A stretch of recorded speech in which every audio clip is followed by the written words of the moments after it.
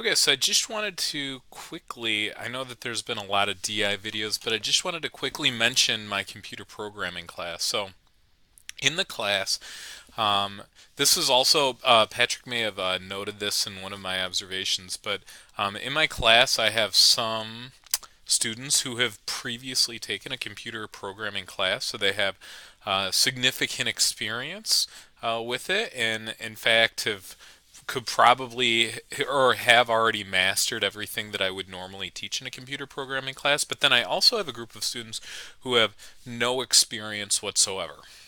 So in order to make this course good for them, what I've had to do is kind of break the class into two different groups. So one group is doing the older curriculum that I use, which includes like the little balls, the spheros, the Blockly game, Scratch, and kind of building from there, a little bit of App Inventor. While the other group is I brought in the Raspberry Pis, and they're learning Python on those. Group 2 is also going to be making the 3D, or they're using the Oculus to create a 3D game using Unity. And Group 2 is also going to be creating the FarmBot. Now, it's been a little bit of a struggle for me to align objectives, but I've kind of mapped out the course in a way where both Group 1 and Group 2 will be hitting the same objectives for the class at the same time. The only difference is Group 1 will be doing it in these block based languages like Blockly and Scratch and App Inventor, whereas Group 2 will be meeting these using Python. And they're going to be Group 2's obviously a little bit more hands-on, and there's a lot more extension activities with Group 2. But with Group 2, we're still moving at the same speed. So Group 1 and Group 2, we just did if statements in this unit right here. So Group 1 is learning if statements through Blockly, and then Group 2 is actually learning student if statements by flashing an LED on and off using the Raspberry Pis and writing a script in Python.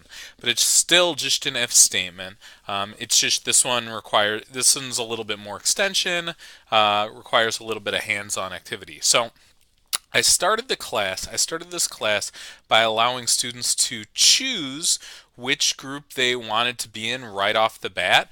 I kind of knew going in, I had talked to some students that were going to be taking the class, and I had talked to some of the counselors about the students that were incoming to the class to get a feel for them before they actually joined. So I knew right off the bat that I was going to have a very diverse group of students. So one of the first things that I did was I allowed them to choose which group they wanted to be in. And then as the semester is progressing, most of them seem to pick the right groups. But I'm going to allow them to switch groups again at week 4, and then at week 6. Pretty much every time we make a transition from like Group 1 transitions from Blockly to Scratch, and Group 2 is going to be transitioning from the Raspberry Pis to the Oculus Rift. Like every time we make a big transition, switch gears, I do allow the students to change. But both groups seem really happy with the curriculum.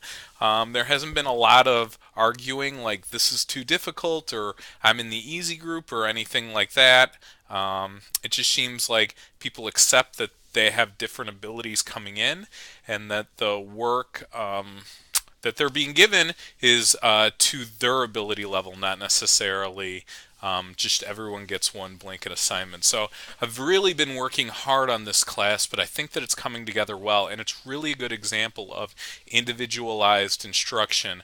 I'm really focusing on what students need to be able to better themselves as a programmer versus everyone in the class is doing the same assignment. Okay, let me know if you have any questions about this. Hopefully this was interesting and helpful.